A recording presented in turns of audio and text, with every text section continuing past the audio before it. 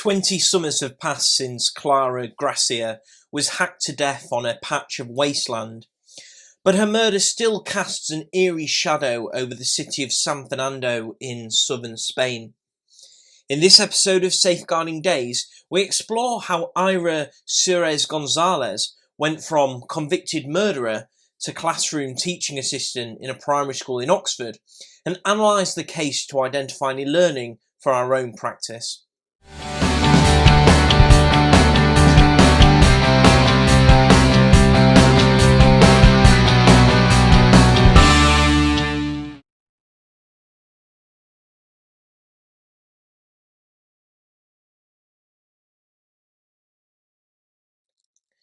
Klara Garcia, aged 16, was lured to the scene, a popular meeting spot for local young people, by two girls she knew from the large secondary school they attended in this mostly working-class community just outside of Cádiz. Her so-called friends said they wished to devote Friday night to illicit drinking, but as darkness fell and beer was drunk, things took a sudden dark turn. First, one of her two teenage companions suddenly grabbed Klara violently from behind. Then the other drew a 4-inch knife from her pocket and attempted to slit Klara's throat. There followed a frenzied and entirely unprovoked attack in which she received a total of 32 stab wounds, 15 to the chest, 9 to the throat, and one of which was 6 inches long, and the rest to her arms as she tried in vain to defend herself.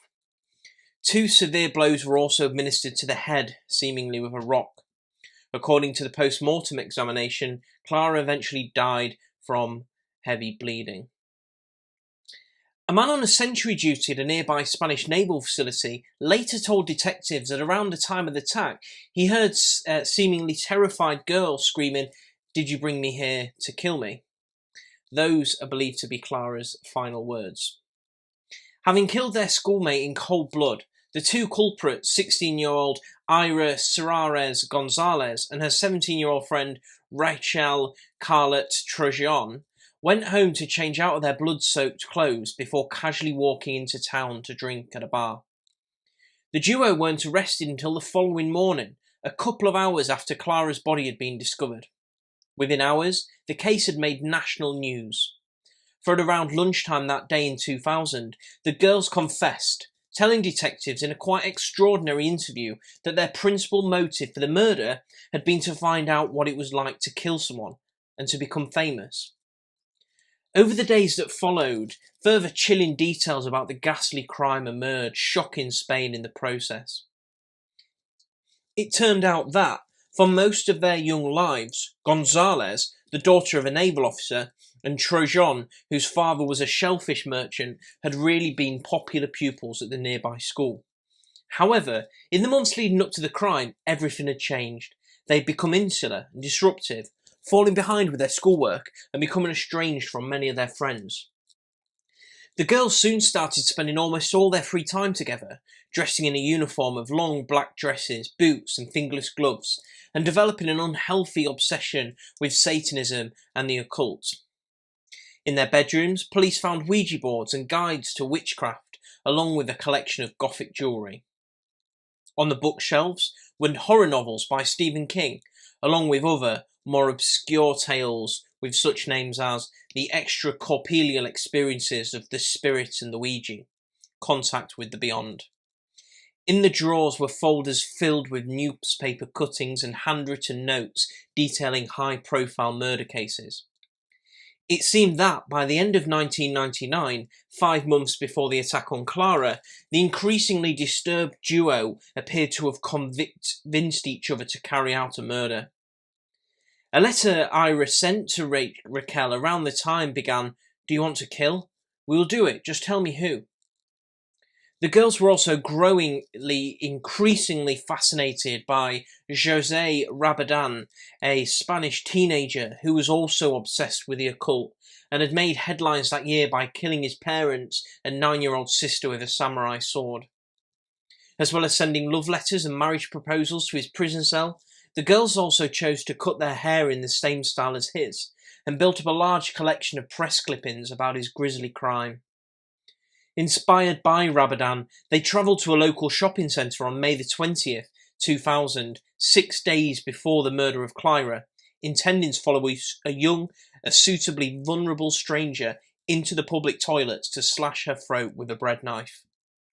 However, the pregnant woman had identified as a suitable target became suspicious and alerted a security guard. The gory revelations ensured that, by the time the case came to trial in May 2001, Gonzalez and Raquel had, at the very least, managed to achieve their ambition of becoming famous. Indeed, the duo, known across Spain as the Witches of San Fernando, were front-page news. To this day, the pair have never publicly expressed remorse for their crimes. Neither have they contacted the parents of her victim to apologise. A plethora of photographers were on hand when they visited the murder scene to reenact the crime for the jury, and angry crowds gathered outside the juvenile court of Cadiz when they were sentenced for the murder. Even now, almost 2 decades on, they retain their notability. Their crime has made them Spain's equivalent, perhaps, of the British child killer Mary Bell or John Venables and Robert Thompson, the 10-year-old murderers of Liverpool toddler James Bulger. All of which only adds to the surreal nature of Gonzalez's latest court appearance in the UK. In June 2019, the now 35-year-old Gonzalez, who was released from prison just over a decade ago, found herself making an unwelcome visit to a British Crown Court in Oxford, some 1,400 miles away from her Spanish hometown. There, an extraordinary tale emerged as it was revealed that between September 2016 and July 2017, Gonzalez, who turned out to have moved quietly to the UK roughly 8 years ago, managed to secure a job working as a teaching assistant at a local primary school. Gonzalez was hired by West Oxford Community Primary School after managing to pass a DBS check. During the recruitment process and throughout her employment, staff at the school, whose motto is "Inspiring Curious Minds," appear to have been insufficiently curious about the applicant's background to bother typing Gonzalez's name into Google. Therefore, her ugly past emerged only after an anonymous complaint was made via the charity Crime Stoppers in late 2017, more than a year after she'd been recruited. And at that point, the police became involved and Gonzalez was charged with fraud by false representation for failing to disclose the murder conviction in her job application. However, when the case came to court, the CPS decided to drop the charge because they now believed there was no evidence of wrongdoing. It turns out that because Gonzalez committed her appalling murder in Spain, she is, under law in that country, no longer a convicted criminal. Spain's liberal protocols mean that any crime committed by a minor is automatically expunged after 10 years. Britain, of course, has very different rules. In an effort to prevent people with very serious convictions, such as murder, child abuse or paedophilia, gaining access to children, crimes committed on our shore are never considered spent and will always be disclosed. In the research bank below, you'll find further guides around the DBS Code of Practice, which gives more clarity around the DBS filtering rules. As the Gonzalez case so vividly illustrates, UK rules apply only to cases that were originally tried in the UK courts. There is therefore absolutely nothing to stop criminals from countries with whom our government does not share data or where their historic crimes are considered spent from slipping through the net. Now, if you think that sounds alarming, you're not alone, and it is for that reason that we must be so robust with our overseas checks when recruiting someone who has lived abroad or worked overseas. The Home Office have a really useful guide that helps you in going out and sourcing police certificates of good conduct, police criminal record checks, and also gives advice around how to seek references from previous employers overseas. Growing numbers of foreign teachers work in Britain's schools, with figures released in 2015 suggesting that 1 in 6 new recruits to the profession qualified overseas. Of this number, roughly a third, more than 1,800 recruits a year, are originally from Spain. Jeff Barton, the General Secretary of the Association of School and College Leaders, says the Gonzalez case exposes a serious safeguarding issue, saying that the case has highlighted a significant difference between UK and Spanish law. For Gonzalez, despite the appalling nature of her crime, she had the very good fortune to face trial shortly after Spain's then leader, José María Aznar, had passed a new minors law, dramatically liberalising the rules regarding child criminals. This meant that she and Trajan, who would have previously both been tried as adults and could have been imprisoned for 25 years, were instead treated as juveniles by the Spanish courts. As a result, the maximum sentence they could receive for Klara's murder was 8 years. In the event, it would appear that they went on to serve less than 5.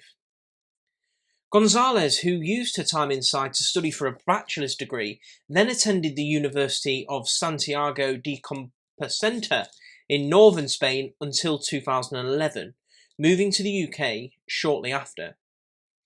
According to a CV posted online, she'd lived in London and held down jobs at Starbucks, Claire's Accessories and several other high street stores before uprooting to Oxford to seek work as a teaching assistant. She also appears to have begun seeking work as a nursery school teacher, applying for a job at a school in North Oxford in 2014. So let's have a think about the learning points that we can take from this. For me, there's 3 key points that we should explore in more detail. Firstly, the gaps in the employment history. Scrutinising application forms is so important. Doing so could have highlighted to the school that the employment may have been in a youth justice type facility, prison. We already know from that chronology that the degree that she sought was from a youth justice, youth juvenile centre prison in Spain. Looking for a gap in a person's employment history is vital practice. In this case, it would have highlighted a range of gaps from a leaving school through to the application to the school in Oxford. A reference is the first window into an applicant's life, and it's your first stage on deciding as to a person's suitability to work within your school. Now, the second point, we turn to the school's lack of understanding of overseas checks and the limitations. As we've already highlighted, Spain's extremely liberal protocols mean that any crime committed by a minor is automatically expunged after 10 years. So what does that mean for us? Well, let's just refresh ourselves on how we should manage applicants from overseas.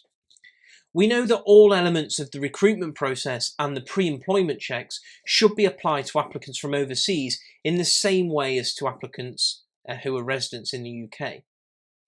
The DBS can only provide information that's held by police forces in the UK. That may include details of offences committed abroad by UK citizens or residents, but almost invariably will not include details of offences committed abroad by foreign nationals who have never lived or worked in the UK. The DBS's barred lists are also primarily made up from referrals about people living or working in this country. Consequently, the DBS checks are unlikely to provide any information on applicants from overseas who have not previously lived in the UK. Nevertheless, those checks have to be carried out to meet statutory requirements. In all cases where an applicant has worked or been resident overseas in recent years, the school should, where possible, obtain a check of the applicant's criminal record from the relevant authority in that country. Not all countries provide that service, but as we mentioned earlier, the Home Office website now includes a list of the countries that do, and details of how information can be obtained from those countries via their website. The DfE doesn't issue guidance on in which circumstances require these overseas checks, stating that it's for schools to decide. However, with effect from the 6th of April 2017, the Home Office confirmed that an overseas criminal check will be completed for everyone in education, whether applying for a visa to work in the UK, i.e. countries outside of the EU. The requirement is mandatory to applicants from overseas applying under certain standard occupational classification codes, including teaching and school leadership. The requirement to provide an overseas criminal record certificate applies to anyone that has lived abroad for 12 months or more in the last 10 years. From April 2017, schools have a statutory duty to inform Tier 2 skilled worker applicants of the need to source and submit overseas criminal certificates as part of their visa application. You can find a frequently asked questions document about obtaining overseas criminal information in our resource bank. The nature and detail of the information provided varies from country to country. The DBS does not have information on applicants by individual to overseas authorities. Employees should also be aware that they would have to arrange for information to return from overseas authorities to be translated into English, and they may need to obtain advice about the precise nature of criminal offences in other countries. Offences in other countries do not necessarily correspond to offences in the UK. It's worth noting that in cases where a criminal record check is not possible, particular care must be taken with the other required checks, especially those of identity and qualifications, and to obtain satisfactory references. The final point is a real important reminder about the need not to accept a CV. CVs should not in any circumstances be requested for a role in education. A CV is written to sell yourself. It's written in a positive light. An application draws the information that's needed to help support you in making a solid decision about that adult suitability to work with children. Further advice in this area can be provided by the Safer Recruitment Consortium and their Safer Working Practices Guidance and Guide to Safer Recruitment. The case of Gonzalez is a really important reminder of the importance of getting safer recruitment right, and in particular, understanding how different countries provide details of police checks. We don't know how this is going to change post-Brexit. I'd like to think that we'll continue to share information that can protect children across Europe, but I guess we're just going to have to wait and see.